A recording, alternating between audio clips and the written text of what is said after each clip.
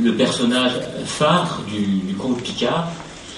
Et en fait, quand on cherche sa trace aujourd'hui, c'est assez difficile. Il ne reste pas grand-chose d'Henri Carnoy. Il y a quelques livres, celui-là, qui a été longtemps le seul qu'on a trouvé sur le marché. C'était un travail qui a été fait par une grande maison d'édition, Maisonneuve et La Rose, et qui a été porteuse d'innombrables travaux de collecteurs de contes. Donc, qui est spécialisé, si vous voulez, dans ce domaine. Et puis, récemment, une nouvelle édition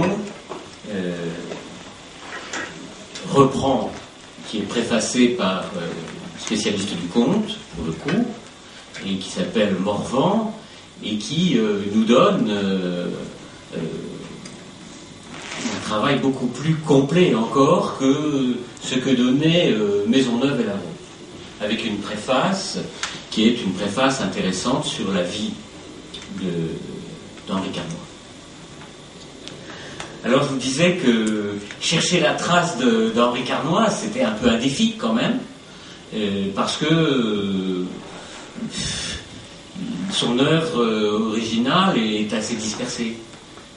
On trouve des choses à la bibliothèque d'Abbeville, on trouve des choses à la bibliothèque d'Amiens, on trouve des choses aux archives. Et chemin faisant, on se dit, cet homme-là a travaillé de façon colossale et il laisse une œuvre importante, très importante et oubliée. Donc je vais essayer de respecter un peu plus un plan. Là, c'était un propos un peu introductif. Donc on verra plusieurs aspects. Le premier aspect, c'est Henri Carnoy dans le mouvement folkloriste. Les contes, à quel moment surgissent les contes dans la vie quotidienne des gens. On parlera des veillées. Les contes dans la société villageoise, le contexte de cette société villageoise du XIXe siècle, puisque les folkloristes apparaissent au XIXe siècle. Et comme l'a dit Olivier tout à l'heure, ça n'est pas un phénomène isolé. Henri Carnoy compte beaucoup d'émules en France, pratiquement dans toutes les régions de France. Et puis pour nous approcher davantage encore de la figure d'Henri Carnoy, on va essayer de voir ce qu'était ce mouvement qu'il a instauré, qu'il a initié, qui s'appelait le traditionnisme. Un peu pour se démarquer par rapport à d'autres mouvements qui étaient organisés, qui s'appelaient folkloristes ou autres. Lui, non, il a retenu un autre terme, avec son ami Blémont, c'est le terme traditionnisme. Donc c'est intéressant de savoir que ce mot de tradition était quelque chose un terme générique fort et important pour lui. Et puis Henri Carnoy, on fera une petite incursion dans son œuvre, et donc en particulier je me suis intéressé à Henri Carnoy et les contes de diable.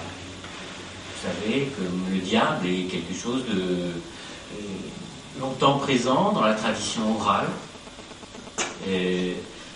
apporté certainement aussi par le christianisme. Il n'est que de voir le fronton de nos cathédrales, le jugement dernier, et la présence du diable, et la terreur même que ce diable pouvait inspirer. Il était un levier aussi pour les clercs, pour éduquer dans le bon sens les fidèles. Ensuite, il y a, on pourrait dire que Carnoy ne s'arrête pas au conte, il est folkloriste, mais il est aussi un polygraphe. Ça intéressera cet aspect de son œuvre. Qu'est-ce que c'est qu'un polygraphe? Et dans ce travail de polygraphe, eh bien, il est aussi précurseur. Il s'intéresse à la littérature jeunesse et il va écrire un certain nombre de romans destinés à la jeunesse. Donc on en parlera aussi un petit peu, parce que c'est intéressant de voir ce qu'il écrit et ce qui est caché, si vous voulez, dans ces romans. adressé à la jeunesse. Qu'est-ce qu'il veut dire? Ce sont des romans un peu d'éducation. Quand je dis un peu beaucoup, ce sont des romans d'éducation. Et donc, on a là un peu tous les ressorts importants selon les gens du 19e siècle, en partie de Carnoy, comment on diffuse la bonne éducation. Et puis, Henri Carnoy a tout un volet qui est assez mystérieux, qui reste un peu une énigme, c'est le rapport avec la littérature licencieuse. On l'a vu, cette littérature-là était un petit peu diffusée sous le manteau, réservée à des cercles particuliers, qui s'intitulaient plutôt folkloristes. Donc un cercle plutôt masculin, mais de gens qui, secrètement, à l'insu en tout cas du grand public, diffusaient ou partageaient des histoires un peu salaces, quoi. Que la morale de l'époque, je dis bien de l'époque, réprouvait, et qui a d'ailleurs aussi qui a d'ailleurs alimenté ce qu'on appelait l'enfer des bibliothèques. On trouvait dans cet enfer de bibliothèque tout ce qui était censuré. Donc un personnage, vous voyez, multiple, diversifié et qui relève vraiment d'un travail de thèse, d'exploration sur ces personnages folkloristes du XIXe siècle. Qui était-il? Qui était-il vraiment? On pourrait d'ailleurs se poser la question avant l'exposé. Est-ce qu'il ne trahit pas sa mission de collecteur de contes? Puisqu'il devient un écrivain, un polygraphe, journaliste, éditeur, romancier, nouvelliste, etc. C'est la tradition orale là-dedans, on va dire. C'est une question. C'est une question ouverte. Je ne veux pas non plus, comment dire, ébranler la statue et la célébrité et l'aura d'Henri Carnoy par là, pas du tout. Mais dire que c'est un homme qui est un homme de son temps, un homme du XIXe siècle, qui a, comment je dirais ça, qui a un apport qui illustre bien ce que sont ces personnages qui vont de l'avant et quittent la tradition orale. Si Henri Carnoy devient parisien, professeur de lettres, c'est qu'il fait un passage, lui aussi, et part vers d'autres horizons que l'oralité. Alors, pour peut-être aller plus vite, on parlait tout à l'heure des ouvrages sur Henri Carnoy. Il y a eu une plaquette qui était aussi intéressante, qui a été faite par la Société philatélique, qu'on trouve facilement en bibliothèque, on trouve à la bibliothèque municipale, on trouve à la Bibliothèque nationale aussi, qui a été faite pour l'anniversaire de Carnoy, lorsqu'on a le 100e anniversaire de buste, lorsqu'on a inauguré son buste par Loi Bayon. Eh bien, ce livre nous donne aussi quelques bonnes feuilles sur l'homme, sur sa vie, sur le personnage et sur les sociétés qui l'animaient. Donc c'est un document intéressant, c'est une trace intéressante qui a été faite lors du 100e anniversaire de sa mort. Il est mort en 30 minutes. De sa naissance. Je me suis planté là. Alors, non, cet ouvrage a été publié à l'occasion du 50e anniversaire de la mort d'Henri Carnoy. Voilà. Alors, ce qui est intéressant aussi de dire, c'est que ce monsieur, non content de s'intéresser au conte Picard, c'est aussi très vite, à son époque, dans les années 1880 et au-delà, intéressé aux traditions orales, mais hors de France. Donc il s'est intéressé par exemple à l'Algérie traditionnelle. Il s'est intéressé aussi aux traditions populaires d'Asie mineure. Il s'est intéressé au folklore de Constantinople. Donc vous voyez une dimension qui est une dimension assez universelle, quoi. Et certainement qu'il comprend que la question de la tradition orale n'est pas l'apanage uniquement du folklore français, et que les mêmes phénomènes sont repérés ailleurs. Donc il a été aussi directeur de revues, notamment de revues de tradition populaire, la revue La Tradition, la revue des Enfants du Nord de la France, la revue la collection internationale de la tradition, enfin, ces revues qu'il a présidées étaient innombrables. Cela aussi montre le foisonnement des publications dans les années 1880 jusqu'à 1900 à Paris. Et ce qui est intéressant aussi de dire, c'est que à Paris, les gens du Nord espéraient créer des associations de langue ou d'appartenance, en tout cas régionale, à l'identique de ce que les gens du Midi ou les Bretons ou d'autres communautés pouvaient faire. Et c'est pourquoi il y a parmi ces revues des revues qui explicitement s'appellent Revues des Enfants du Nord. Et alors il y avait d'ailleurs dans ces sociétés jusqu'à 2000 adhérents, de gens de cette grande région, on pourrait dire Picard, mais grande région du Nord, qui se retrouvaient à Paris. Donc c'est vous dire que là il y a un foisonnement, un bouillonnement qui est important. On se rend compte que le patrimoine culturel est important et qu'il est à protéger. C'est une interrogation aussi pour nous, dire pourquoi, à cette époque-là, on se pose vraiment la question du folklore. Pourquoi émerge cette question? Et donc un certain nombre de sociologues, un certain nombre d'historiens se sont dit, notamment, peu importe, je sais pas, en se disant, mais finalement on s'intéresse au folklore parce que il est menacé, parce qu'il ne dérange plus personne, parce qu'il est en train de mourir d'une certaine manière. Et certains sociologues, en particulier celui qui s'est occupé de l'invention du quotidien, Desserteau, eh bien, dit que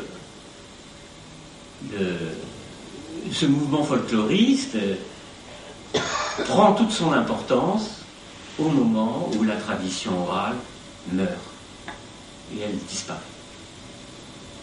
Et elle n'est plus gênante. Cette tradition orale et aussi cette littérature qui était colportée. C'est la même chose pour la littérature qui était colportée et qui, quelquefois, gênait les pouvoirs en place. Mais là, on peut en parler librement puisque on est passé dans une autre époque, complètement différente. Et ces diffuseurs qui étaient les conteurs traditionnels ou ces diffuseurs qui étaient les colporteurs, eh bien, sont complètement dépassés par autre chose.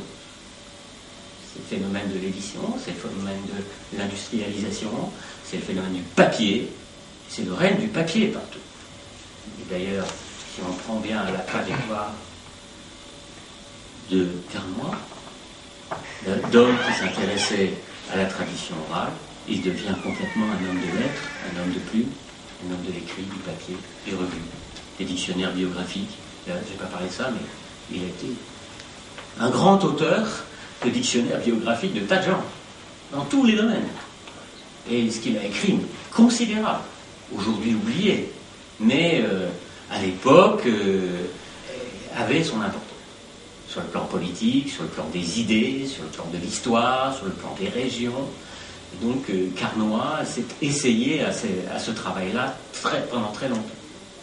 Travail d'éditeur, travail d'édition. Voilà. Bon, je vais pas... Alors comment on décrit Carnoy, le personnage, et notamment dans ce document qui a été publié à l'occasion du 50e anniversaire de sa mort, eh bien on parle de Carnoy comme de quelqu'un qui est un grand travailleur. C'est quelqu'un qui, dit-on, ne rentrait souvent qu'à 2-3 heures du matin, et un type de Gaulois, brun, avec sa moustache tombante et sa longue chevelure noire, encadrant un visage aux traits expressifs, les yeux vifs et brillants, derrière un binocle perpétuellement installé sur un nez d'archevêque, la taille moyenne, plutôt délicate, descend par lignée paternelle d'une vieille famille de Picardie, et les sires de Carnoy, une noblesse qui a été déchue, c'est considéré en tout cas, les sires de Carnoy, et par sa mère d'une dynastie de pasteurs huguenots, les Merlets. Donc c'est quelqu'un qui est par atavisme, par charisme, disons, par tempérament, est enthousiaste, très imaginatif, et porté aux grandes entreprises. Quelqu'un qui va de l'avant, quoi. Il apporte dans la réalisation de ses idées une froideur calculée, une ténacité, une énergie qui lui ont permis d'atteindre le but qui s'est imposé, disent ses contemporains. Une puissance de travail peu commune, s'occupe à la fois des travaux les plus divers, mène de front l'érudition, la philologie et la littérature, fume comme un garde, boit des chopes comme un flamand, l'été à la campagne dans sa jolie villa de Varlois-Bayon, passe son temps à se promener, à boire de la bière et des petits pots et à fumer des quantités prodigieuses de Saint-Paul et de Moravie. Ne lui écrivez jamais par le chaud soleil, il ne vous répondrait pas. C'est ce que disent ses contemporains. Donc, tu avais une remarque à faire pour ça, non? Alors, le collecteur de comptes. Et là, c'est aussi intéressant parce que il apparaît, si vous voulez, il se signale à l'intérêt des spécialistes dès l'âge de 15-16 ans en proposant 4 contes picards qu'il a collectés. Donc ce jeune homme, érudit déjà à son âge, eh bien est intéressé par le conte, mais on peut être intéressé, mais il va jusqu'à collecter, c'est-à-dire écouter les conteurs et transcrire ce qu'ils racontent. Donc il y a, si vous reprenez le livre Les contes de Picardie, vous trouverez ces 4 contes. Il y a la Biche Blanche, il y a Dickédon, il y a le Château du Diable et Jean des Pois Verts. Donc avec ces 4 contes-là, il va gravir, si vous voulez, la première marche qui le fait reconnaître parmi les folkloristes. On sait peu de choses sur la vie, comment s'éduque Henri Carnoy, dans quelle école il fréquente. On sait peu de choses. On sait qu'il a subi l'influence d'un lettré picard qui avait une bibliothèque à Varlois-Bayon, je suppose. Ça, on ne le dit pas, je ne l'ai pas trouvé. Ça reste à explorer, c'est comme beaucoup de choses. Et donc, sa formation est liée à l'obligeance d'un voisin, un lettré de campagne, qui possédait une bibliothèque importante. Il étudia les lettres, les classiques anciens et modernes, l'histoire générale, les œuvres des grands écrivains de toutes les époques. Donc, très jeune, il collabore à des revues et des publications. Il est intéressé dans son jeune âge par la botanique et constitue des herbiers.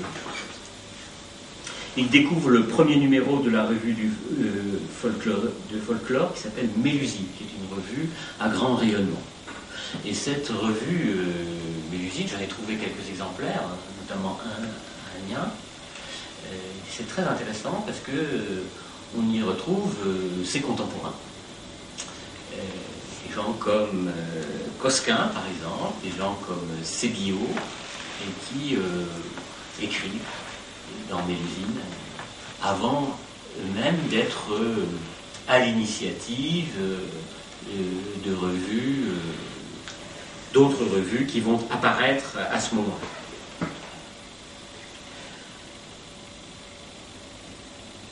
D'ailleurs, celui qui, le premier, les découvre Carnoy, il s'appelle Henri Guédoz, qui est un folkloriste, et découvre en même temps Paul Sébillot. Et Paul Sébillot, c'est le collecteur, un des deux collecteurs de contes bretons. Et lui va aussi devenir un chef de revue important, une revue très importante d'art et tradition. D'ailleurs, Guédoz dit qu'il est tout heureux d'avoir suscité deux folkloristes de mérite, Henri Carnoy et Paul Sébillot. Vous voyez, ils sont rassemblés au moment où ils émergent, où ils apparaissent.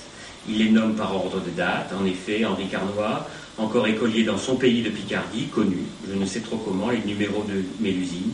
Presque dès son début, il fut notre premier disciple et il collabora à notre premier volume dès la date du 5 février 1877. Il avait 16 ans. Alors, vous savez que les méthodes, c'est un grand débat, la méthode de collecte de contes à l'époque. Les grands prédécesseurs et initiateurs de collecte de contes qui ouvrent la période du 19e siècle sont les frères Grimm, qui prétendent être fidèles à la tradition orale, bien sûr. C'est-à-dire de ne pas retrancher, de ne pas ajouter. Enfin, ça sont un peu des déclarations de principe. En fait, on s'aperçoit que ces auteurs, même les frères Grimm, arrangent. Et ça n'est pas forcément, de ma part, un reproche. Mais on constate que beaucoup de folkloristes vont, ne serait-ce que par le prisme de l'écriture, changer le récit initial. Il est bien difficile d'ailleurs de prétendre que par l'écrit on puisse rendre compte de l'oral. Il y a toujours une distance qui s'opère parce qu'on n'a pas du tout affaire au même genre. Par conséquent, et ensuite il y a aussi le fait que ces lettrés, comme on l'a dit tout à l'heure, eh bien, sont avant tout des gens de plume, sont par conséquent des gens du bien écrire, et qui ne peuvent pas déroger, si vous voulez, d'une certaine manière, à cette notoriété de l'homme de lettres. Et donc, est-ce que la traduction écrite n'est pas quelquefois entre nous, quelquefois aussi petite trahison, hein? Traduction, trahison, enfin, dans quelle proportion, je ne sais pas. Enfin, c'est une question en tout cas. C'est une question, et c'est une question que se posaient les folkloristes. Quelles sont nos méthodes de collectage? Est-ce que... alors, par exemple, vous avez Luzel qui... j'ai noté ça, il allait dans les veillées. Luzel, c'est aussi un collecteur de contes bretons. Et il dit, les veillées, la seule saison de l'année où l'on compte habituellement, en Bretagne, hein, c'est l'hiver.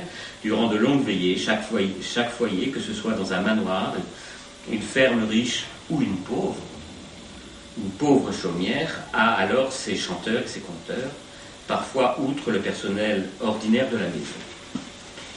Il arrivait quelques chanteurs ou conteurs renommés, un charpentier, un couvreur, un maçon, quelques mendiants ambulants.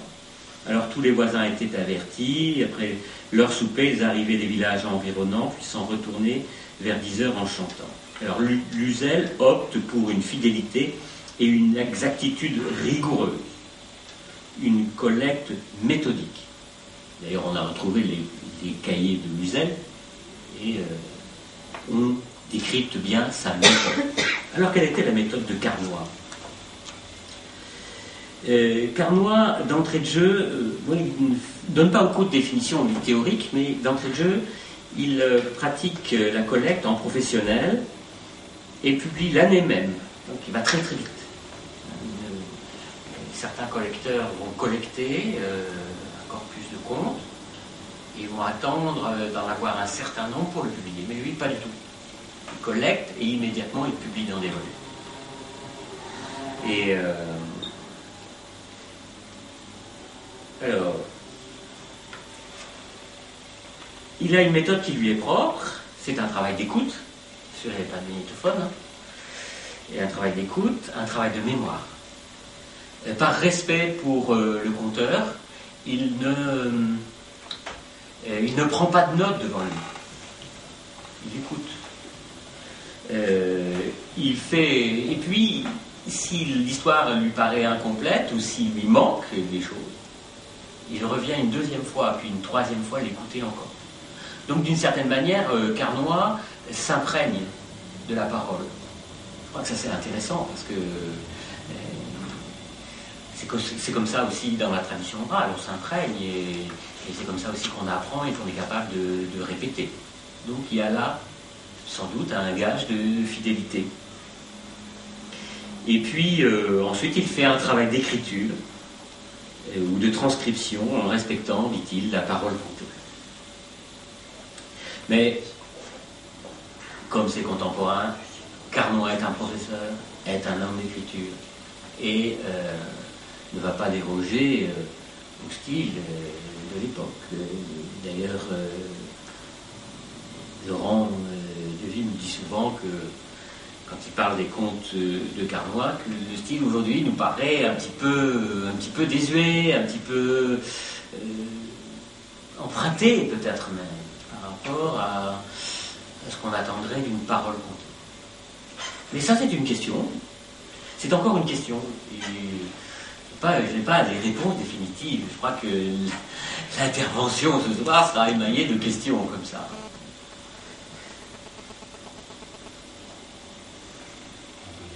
Oui, on va faire une petite pause parce que... Non, ça ne m'arrêtera de...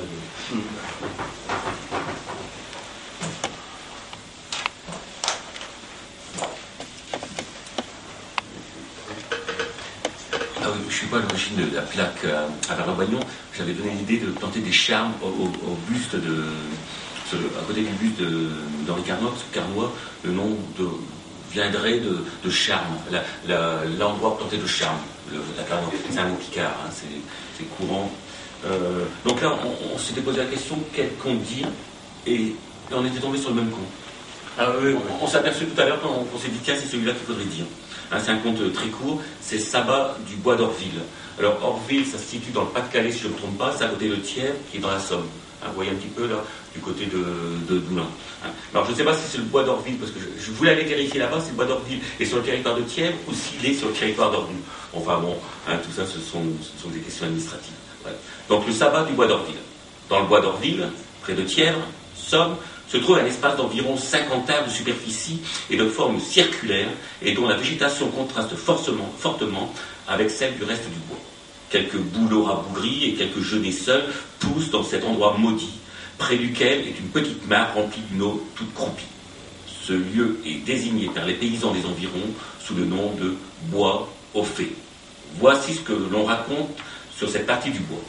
Il y a fort longtemps, chaque samedi soir, les fées et les sorcières avaient coutume de s'y réunir de fort loin pour fêter le grand sabbat. Dès que la nuit commençait à tomber, les sorcières arrivaient, la lanterne à la main, et montaient sur un manche à balai en guise de cheval. On s'assemblait autour du maître Satan, et chacun racontait les événements de la semaine ou narrait à l'avance les expéditions projetées. Après le conseil, la danse commençait pour ne finir qu'au matin. Ce moment arrivé, les rondes cessaient, les sorcières prenaient leurs livres d'enchantement, déposés dans les buissons, puis elles retournaient auprès de leur mari endormi, qui ne se doutait de rien.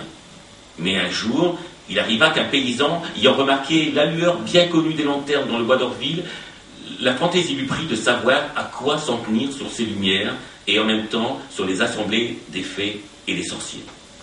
Il fit le tour du bois, y étant arrivé, il se glissa en rampant dans la broussaille jusqu'à ce qu'il vit les sorcières. Tapi dans un buisson, il put examiner à loisir l'assemblée réunie par le diable. Parmi les danseuses, il remarqua l'une de ses voisines du village et il l'entendit même raconter à Satan qu'elle avait jeté un sort sur les bestiaux d'Orville afin de se venger du nom de la sorcière, afin de se venger du nom de sorcière que lui avait donné cet homme.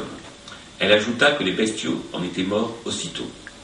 Les sorcières s'étaient avancées de son côté, le paysan dut s'éloigner quelque peu toujours en rampant. Tout à coup, il sentit un livre sous sa main. C'est sans doute un livre de sorcière, pensa-t-il. Il le ramassa et le mit dans sa poche. En ayant vu assez, il sortit du bois comme il était rentré et reprit le chemin du village. Mais là, il ne put se rappeler quelle était bien la voisine qu'il avait vue au sabbat. Ayant cherché inutilement, il ne s'en préoccupa plus et alla montrer son livre au curé. Celui-ci l'ouvrit et n'y vit que des feuilles de papier blanc. Ce livre est un livre de magie, dit le curé au paysan.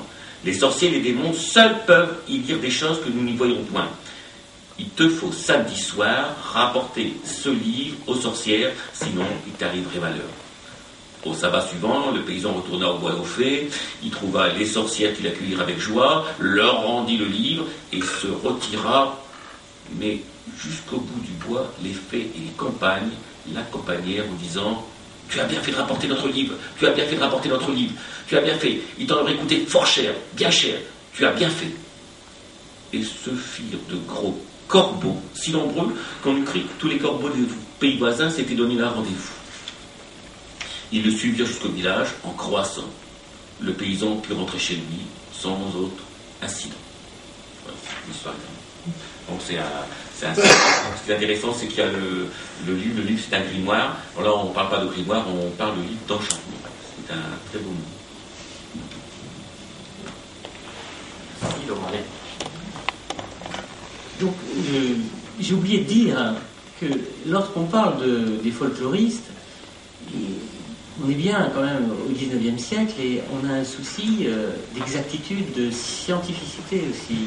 Et on est aussi dans une démarche scientifique, la rigueur, l'observation, et de proche en proche, l'observation de tout ce patrimoine de l'oralité va aussi s'étendre à d'autres patrimoines. Et très très vite, on va s'intéresser aux mœurs, on va s'intéresser aux fêtes, on va s'intéresser dans le domaine de l'oralité aux chansons, aux musiques, on va s'intéresser aux devinettes, tout est patrimoine. Et donc, il va y avoir là toute une démarche à la fois rigoureuse, mais aussi de protection, je dirais, du passé. Et ça, c'est aussi intéressant parce que ça veut dire implicitement que il n'y a rien de mieux que le passé. Que le passé file, qu'il fout le camp, qu'il nous échappe et que il faut le retenir à coûte que coûte. Il faut le protéger. Et ça diffuse une certaine idéologie. C'est aussi en réaction par rapport à un emballement du progrès, un emballement du chemin de fer, un emballement de la presse et des journaux, un emballement des communications, et un ébranlement aussi de la vie rurale, puisque on va assister à un mouvement d'exode rural qui va aller s'amplifiant. Donc, de là à faire du folklore un réservoir peut-être d'idées conservatrices, il n'y a qu'un pas. Certains le franchiront. Mais est-ce que Carnoy, lui, franchissait pas? Oui et non. Il semble que non. Si on prend la langue picarde, par exemple, que dit-il de la langue picarde? Est-ce qu'il écrit en picarde? Très peu. Il passe... c'est un professeur. C'est vrai qu'il va conserver certaines histoires en picarde. Qu'il va en publier ou en faire publier... Quelquefois, on ne sait pas bien si ce sont ses propres histoires ou histoires de confrères restés au pays. Mais il n'écrit que très peu en picard. Il est conte picard, mais il va passer très très vite des contes picards aux contes français. Donc il va s'intéresser, il va très vite déborder de sa province. D'une certaine manière, il va son chemin. Il va son chemin non seulement de collecteur de contes, mais aussi d'écrivain, et d'homme de lettres, et de professeur. Vous savez que les professeurs, normalement, ben, ce sont des passeurs. Ce sont des gens du passage. Ils ne restent pas rivés uniquement aux lettres anciennes ou à la nostalgie de leur enfance. Et d'une certaine manière, je dirais que Henri Carnoy, c'est un passeur vers quelque chose d'universel, qui comprend que le conte, il n'est pas uniquement picard ou français. Et d'ailleurs, il va, vous savez qu'il était entouré d'intellectuels, de philologues, de gens éminents, de chercheurs de l'époque. Émile Blémont, par exemple. Il va s'intéresser à un théoricien du conte britannique qui s'appelle Andrew Lang, et qui défend cette idée du traditionnisme aussi, et qui est lui-même un collecteur d'histoires, de contes. Et Carnoy va publier des histoires anglaises qu'il aura traduites ou fait traduire. Parce que là aussi, le travail du traducteur est un travail obscur, méconnu, mal payé, et pas du tout reconnu, pas du tout considéré. Et donc, étonnamment, eh bien, Carnoy aussi a la réputation d'être un traducteur, ou en tout cas, quelqu'un qui est favorable à l'expérience de nos voisins européens. D'ailleurs, un certain nombre de revues comme Mélusine, mais aussi Romagna, ou d'autres revues, sont des revues de langue latine ou langue romane, et donc à un rayonnement international. Donc c'est intéressant de voir que ce monsieur est quelqu'un qui va son chemin, qui n'est pas replié, cantonné uniquement dans une certaine nostalgie. Alors les contes. Je vais essayer à mon tour de vous raconter une petite histoire. Vous savez qu'à Varlois-Bayon, il y avait des tisserands. Et parmi ces contes, il raconte l'histoire suivante. C'est l'histoire d'un tisserand qui un jour a la visite d'un étranger qui frappe à sa porte et qui lui apporte une balle de lin. Et il lui dit, écoute, tu me tisses cette balle de lin, je reviens dans 8 jours et je veux reprendre ma pièce de toile. Gare à toi, si dans les 8 jours le travail n'est pas fait. Et le tisserand, dans son échoppe, est tout effrayé. Ce personnage, il a beaucoup intrigué, il ne le connaît pas. Quelqu'un d'élégant, grand, svelte. Et il est terrorisé à l'idée du retour de ce personnage qui était plein de menaces. Et alors qu'il était là, devant son métier, déjà à la tâche, voici qu'un petit être bondissant arrive par la porte d'entrée, et ce petit être est habillé de vert. Il lui dit, hé, je vois que tu es bien en embarras. Si tu veux, moi, je peux te tirer de ce mauvais pas. Il te suffit de trouver, d'ici 3 jours, quel est mon nom. Et si tu trouves mon nom, eh bien, je ne te prendrai pas ton âme. Mais si tu ne trouves pas mon nom, je te fais le travail. En un clin d'œil, ta pièce de tissu sera tissée. Et si tu trouves mon nom, ben, tu auras l'âme sauve. Au revoir, tisserand. À dans 3 jours. Et le petit personnage disparaît comme il était venu. Le tisserand se retourne et il voit sur son métier la pièce d'étoffe toute tissée, toute rutilante. Wow. Mais le tisserand se souvient de la menace du petit diable, parce que c'était le diable qui était habillé de vert, tout cornu et les pieds fourchus. Eh bien, il se souvient qu'il a une de ses parentes qui est une fée, qui habite le village voisin, et qui peut peut-être le tirer de là. Il se précipite chez cette fée et lui explique l'histoire. Écoute, Tisserand, il te suffit d'aller dans le bois et de guetter du matin jusqu'au soir, peut-être. Et si tu entends le passage de ce personnage, peut-être, tu apprendras son nom.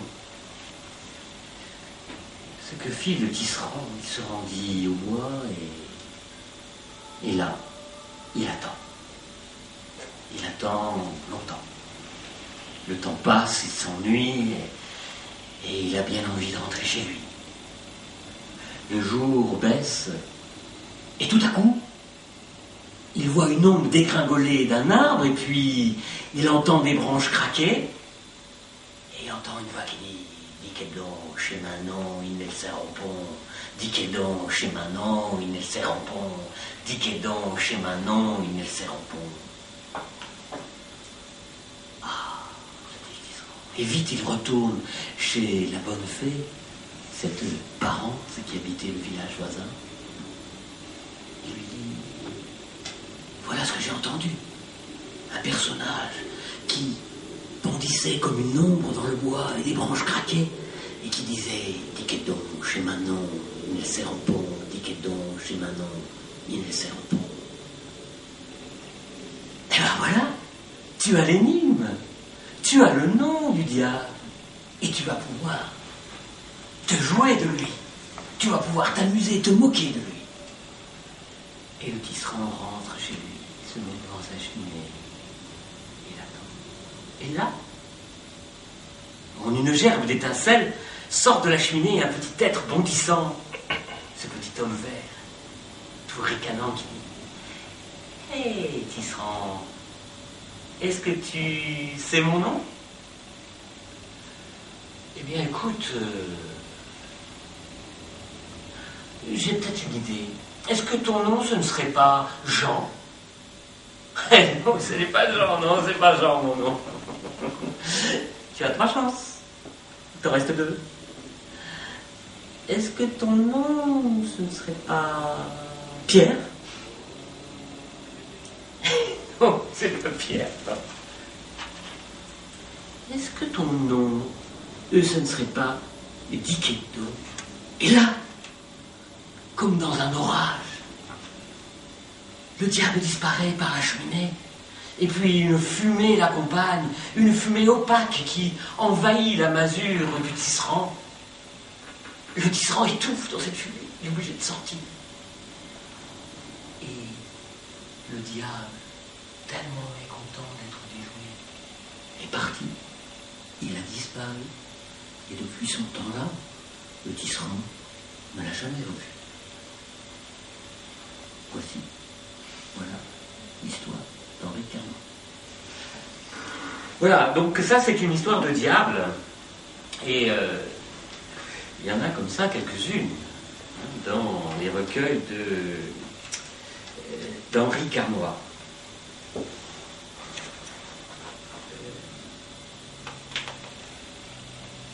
Alors, je parlais tout à l'heure d'éveillés. Je parlais en particulier d'éveillés en Bretagne. Vous allez me dire, mais en Picardie, comment ça se passait? Autant en Picardie. Alors, dans les recherches que j'ai pu faire, et là j'ai trouvé dans les écrits des Rosati des témoignages d'un membre des Rosati. Je trouvais ça à la bibliothèque d'Alger. Un article qui parle de ça. Et qui parle de cette veillée. Quand le soir, les soirées d'hiver, on rencontrait quelqu'un à la tombée de la nuit, il me disait mais tu veux, et je m'avoue à lever. Je m'avoue à lever. Donc ça veut dire que c'était quelque chose, c'était un rituel social qui était bien pratiqué. Et cet auteur des Rosati explique qu'on se réunissait soit dans les shops d'un artisan. Pourquoi? Parce qu'il y avait du feu en général, puis parce que c'était un endroit où on allait naturellement, on aimait se retrouver. Donc, dans des relations de voisinage. Et puis, ça pouvait être chez un ménager, c'est-à-dire un tout petit paysan qui avait une ferme, qui menait un travail artisanal en même temps qu'un travail agricole, petitement. Hein.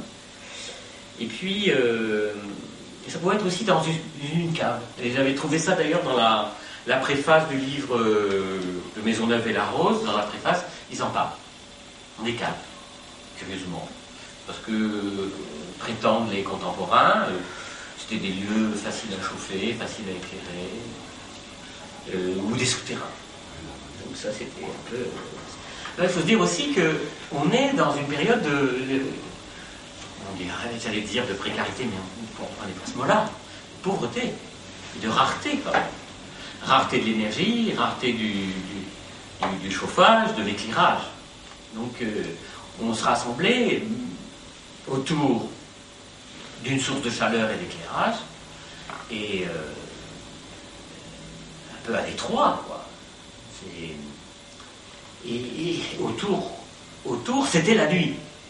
Ça, c'est aussi intéressant. C'est qu'on n'est pas dans une société de l'éclairage, du tout.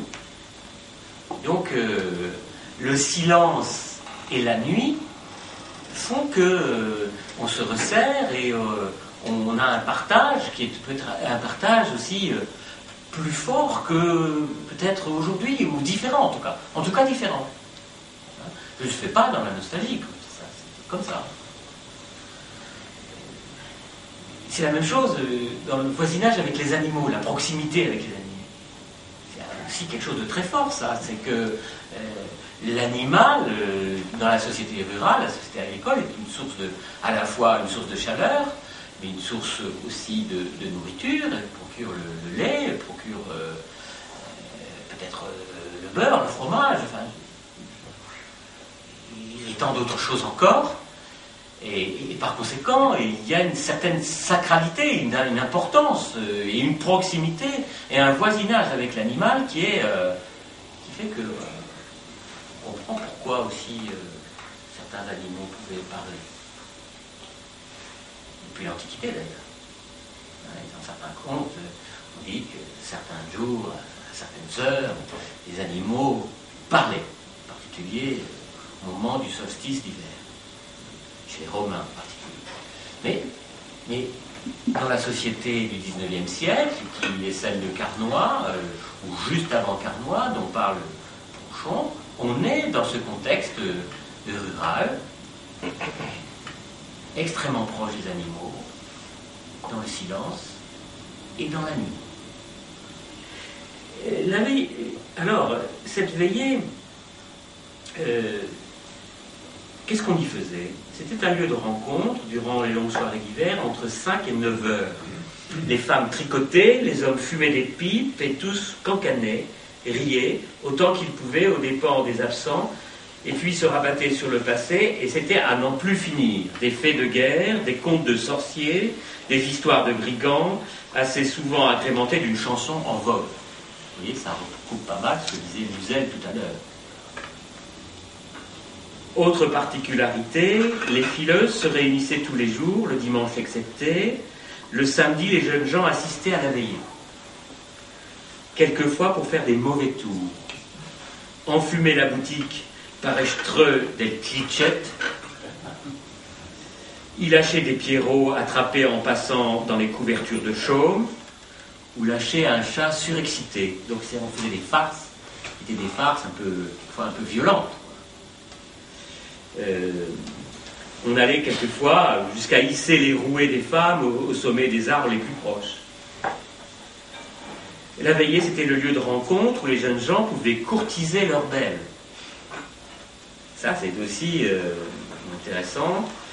Les liaisons amoureuses commençaient souvent à la veillée, et plus d'une jeune fille y laissait tomber exprès son fuseau, afin qu'un jeune homme le ramassât et réclamât son dû. Un baiser.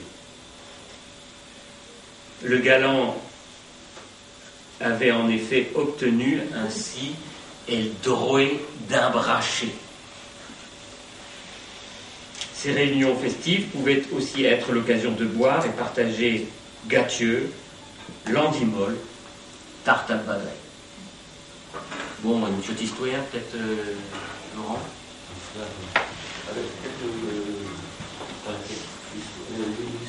Oui, alors, je vais introduire un petit peu, parce que là, je vais à grands pas, parce que je ne vais pas vous fatiguer davantage, c'est peut-être un peu long. Donc, un volet un peu plus occulte, un peu plus caché, des contes licencieux. On a trouvé une petite histoire, et Laurent va nous la lire, une histoire de Turé. Sous la responsabilité de Jacques Robert, je tiens à préciser quand même. Non, mais Et là, il me fait lire des choses. Il aurait trouvé le même. Ouais, enfin bon, j'ai qui dit chaud, hein. Variante. Il y avait un Turé et puis c'est un B2 qui souhaite l'amour à la même fille. Tandis que chez Jean de fille, chez Jean sont les parents, hein. Tandis que chez Jean de fille, ils étaient d'un chécan, le B2, il a été trouvé sa maîtresse. Au moment qu'il arrivait à la maison, il a vu monsieur Turé qui ira trouver. Le B2, il a milé à la porte, il a attendu le curé qui disait à la fille d'aller avec lui dans le grange. Bien vite, le B2, il a couru se moucher sous quelques bottes de fer. Du fer, c'est de la paille. Un mois après, monsieur le curé, il est arrivé avec le fille, et puis le fille, il l'a trondelé dessus chez bottes de paille, et puis il l'a cueilli.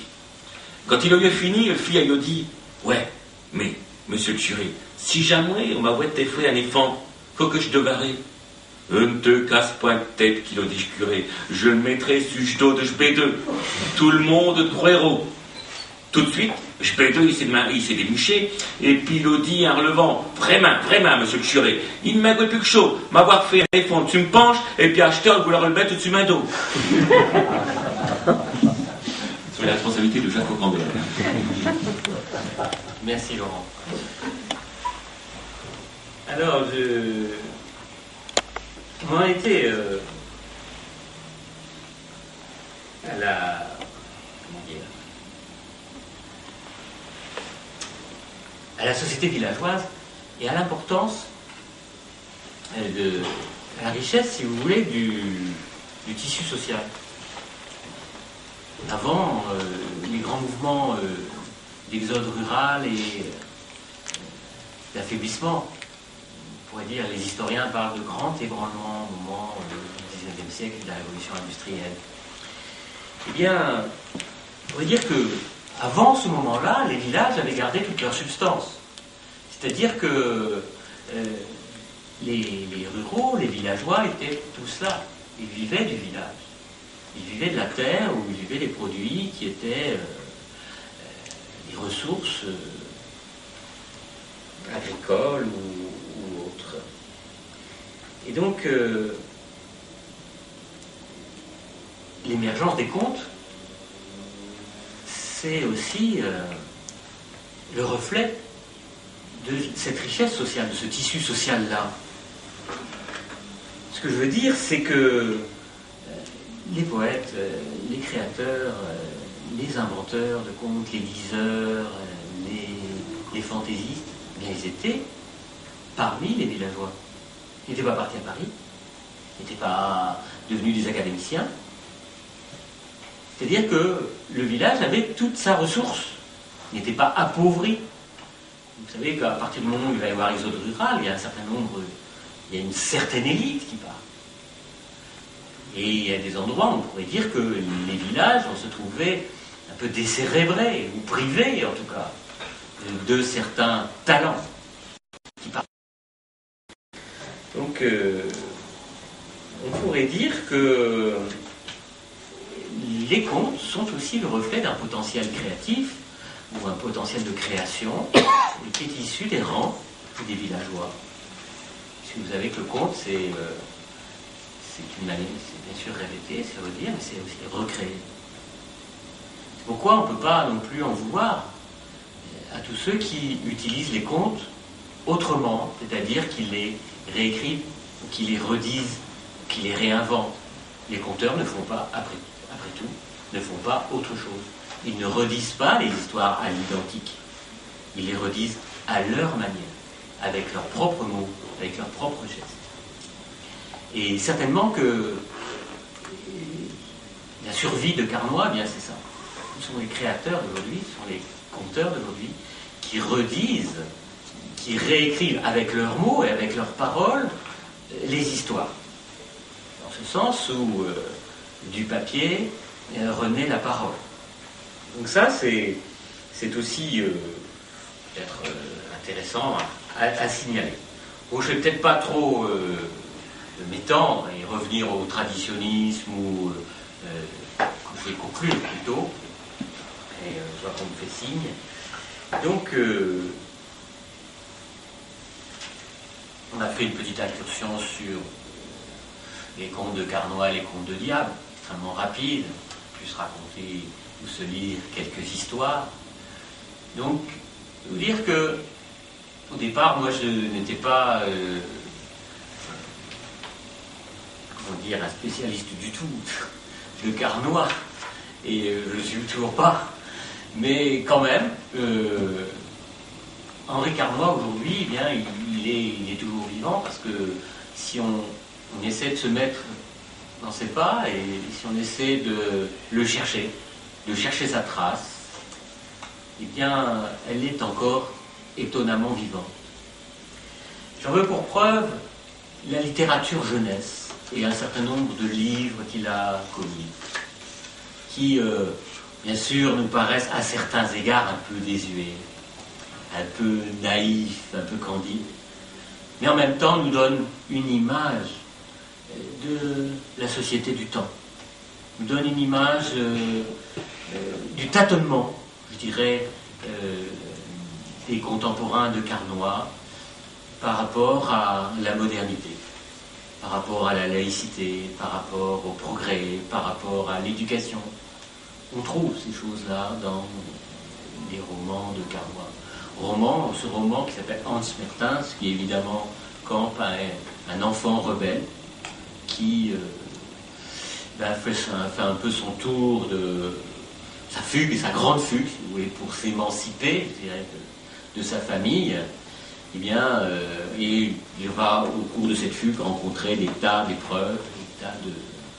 Mais en même temps, nous découvrons, nous lecteurs, la société rurale, la société villageoise, les valeurs de la famille, l'importance, le poids de la religion, le poids des différents pouvoirs de l'époque, qui étaient les gens qui parcouraient les routes, etc. Enfin, c'est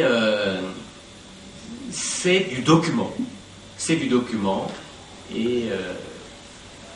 rien que cet aspect n'est pas négligeable pour comprendre un peu mieux la figure de Carnoy, le personnage, qui, non content d'être un collecteur de contes, un écrivain, un créateur, est aussi, aujourd'hui encore pour nous, un modèle et aussi une source d'inspiration pour d'innombrables conteurs.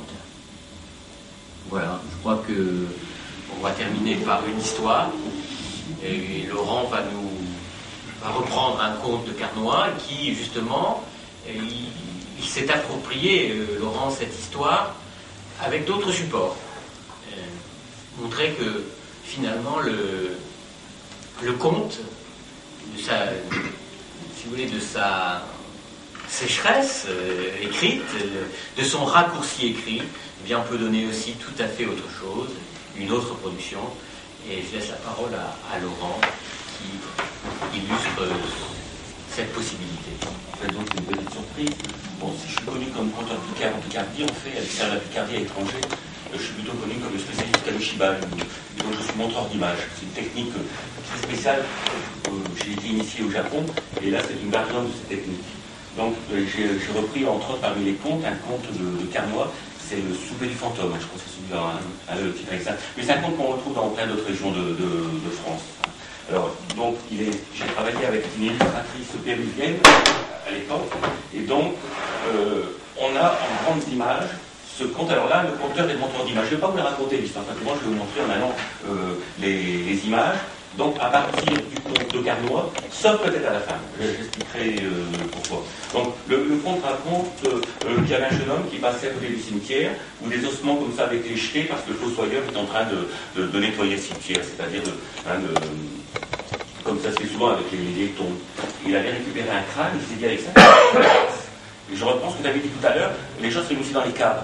Pour une raison, parce que dans les caves, il fait 9-10 degrés, 10 degrés et demi, donc c'est plus facile de chauffer une cave qu'à l'intérieur quand il fait froid à l'extérieur et quand c'est mal isolé. Mais il y a aussi une raison, c'est que les gens travaillent dans les caves et souvent ils fileuses à cause de l'humidité. Et ça, c'est aussi notre raison, parce que le filet, en fait, tout ça, le textile est important en Picardie. Donc là, il se dit, il y a des dames qui filent là-bas, il y a des jeunes gens, tout ça, je vais y aller. Il prend le crâne, il se met en dessous avec un drap et il va faire peur à tout le monde.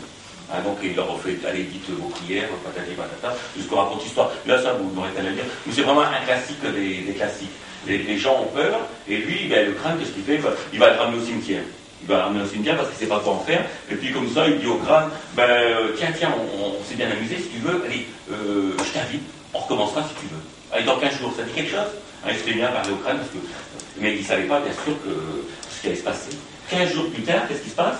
On frappe à la porte, et là dans le conte il dit, j'entendais un petit peu comme de la grêle qui tombait sur la maison. En fait on frappe à la porte, et voici pas, le crâne, pas vraiment le crâne, mais le squelette qui arrive, ou le fantôme.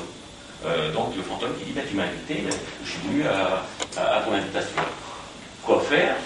Comme quand quelqu'un vient comme ça un petit peu, on peut pas, on lui paye une tasse de café puis on invite à manger. Donc on rapprend qu'il y a même le repas qui est donné dans le conte de Carnoy, c'est intéressant, c'est quelque chose à l'oseille, c'est intéressant l'oseille, du gigot de mouton, des choses comme ça. Alors moi je raconte cette histoire-là, je dis aussi qu'il y avait des pissenlits, puisque pissenlits par la racine, quoi. On raconte, on donne, enfin il y a tout un tas de détails aussi. Par exemple, le macabé, enfin le squelette, le fantôme, mâche, il ne peut pas avaler parce que tous les sont par terre, quoi. Là c'est tout ce qu'on peut imaginer. Le parti pris, c'est un parti pris un petit peu entre la tradition et le modernisme. Vous voyez bien que il n'est pas lié à l'ancienne.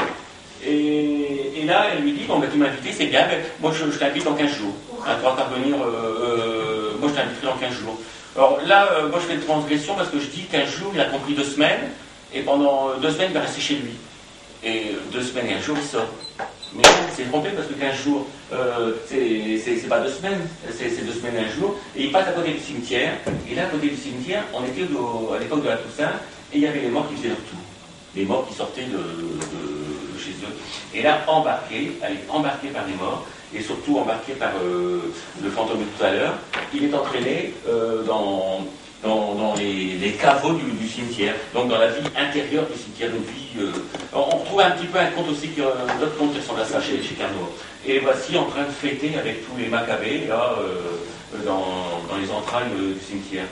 Oui, quelque chose que je n'ai pas précisé tout à l'heure, c'est assez étonnant quand on lit le conte de Carnoy, c'est qu'ils couchent ensemble. Quand elle s'invite chez lui, ils restent couchés ensemble. Non seulement ils vont manger, mais ils vont dormir ensemble. Et là, elle l'entraîne, là, elle veut de lui, elle fait tout, elle est séductrice, et elle commence même à l'embrasser, et ils vont sortir des entrailles du cimetière pour aller danser parmi les tombes. Et voilà, et nous est là en train de danser parmi les tombes. Et elle est tellement bien avec lui, ou le fantôme est tellement bien avec lui, comment on pourrait dire, qu'elle essaie de le retenir. Et voilà. Mais lui, il ne peut pas rester dans ce monde-là, il ne peut pas rester dans le monde, parce que s'il reste dans ce monde-là, c'est qu'il va mourir. Alors il y a plusieurs variantes. Selon les variantes, la variante de Carnoy, c'est il va rester au pays, il va se mettre curé. Bon, là c'est un petit peu. Moi je dis, c'est pas très bien ce qu'il va faire, mais il prend son baluchon puis son va. Voilà. Et donc ça, c'est la fin du conte. Donc voici un conte de Carnoy adapté, bien sûr, d'une autre manière, avec des images. Comme quoi, c'est la manière de faire à partir des contes. On peut en faire une BD, évidemment, ou un dessin animé. Mais c'est vraiment un classique des classiques. Vous le retrouverez donc chez nous. Voilà.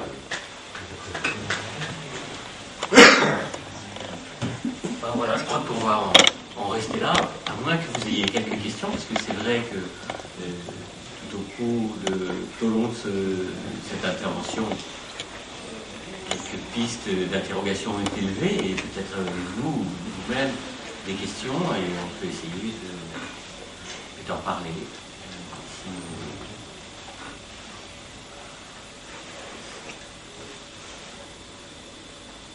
ou des remarques, hein, ou des apports, parce que finalement, il y a peut-être des choses qui vous ont peut-être étonné.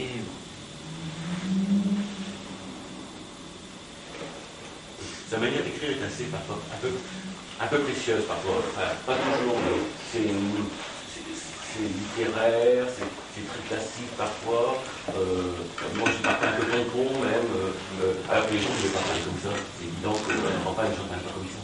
Donc, est-ce qu'il a fait comme Perrault, il a déjà écrit à sa manière, enfin c'était facile un petit peu de vouloir reprendre Perrault, qu'est-ce que tu en penses? Parce qu'il fallait aussi qu'il fasse comprendre aussi. Est-ce qu'il aurait écrit en bon français ou dans un français classique ou...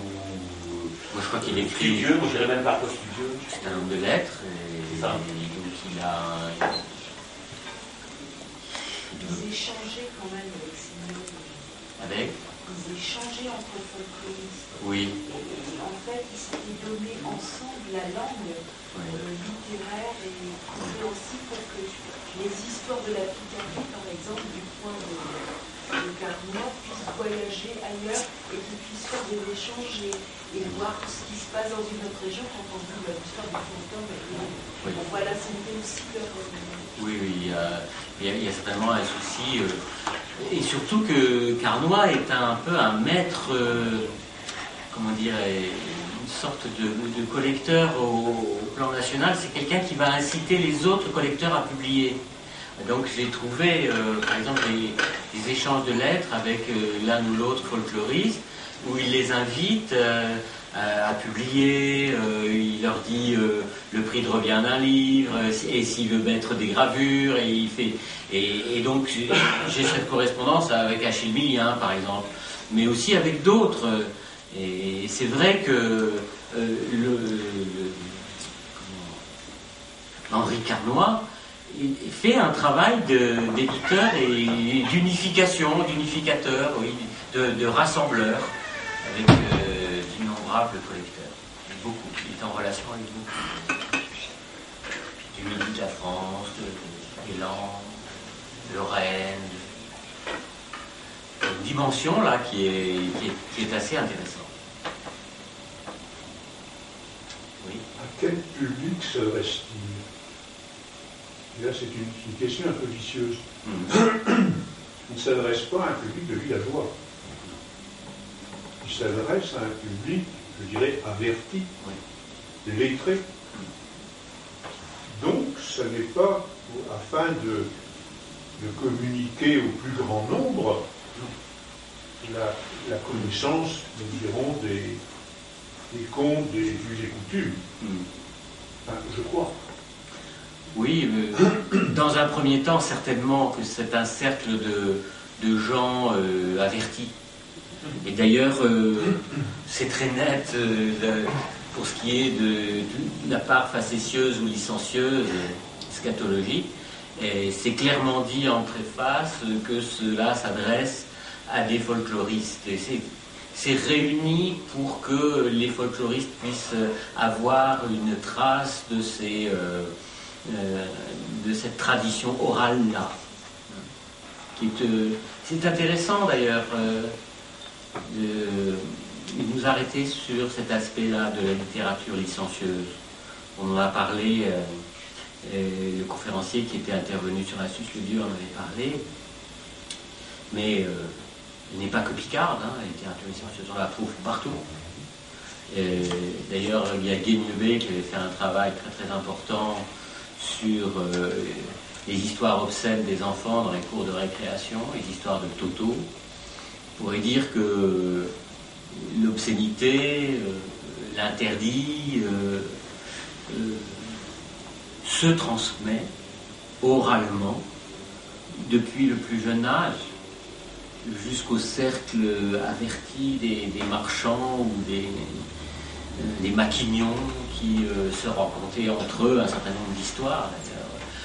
On voit d'ailleurs dans ce collectage, on voit la marque d'une certaine ruralité qui a un rire assez gras et assez lourd. Donc voilà, ça, mais c'est vrai que, et ça confirme ce que vous dites, le propos des Certeaux sur la beauté du mort. C'est-à-dire que ces lettrés vont s'accaparer le folklore, vont faire une chose à eux, mais d'une certaine manière, ils le chosifient, ils le réifient, ils en font un matériau. Oui. Et donc, ce qui est intéressant, c'est que les conteurs existent à nouveau aujourd'hui, conteurs des champs, conteurs des rues, et ils renouent avec la parole, puisqu'à leur tour, ils inventent et ils réécrivent avec la parole. Donc ça, c'est quand même un bonheur inouï, quoi. C'est positif.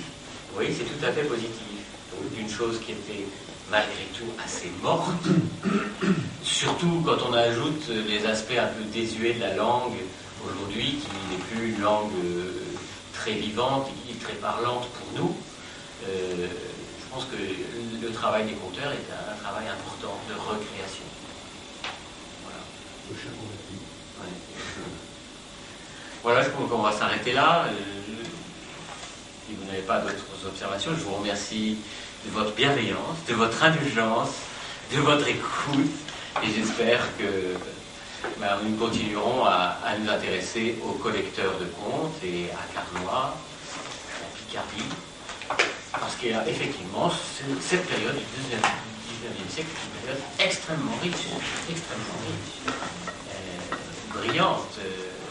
Ces personnages, des personnages comme Carnoy, sont des travailleurs acharnés et des défricheurs aussi qui ont ouvert des voies, je pense, pour ceux qui vont suivre. Et on pourrait dire que le traditionnisme, le folklore ouvrent la voie de ce qu'on va appeler plus tard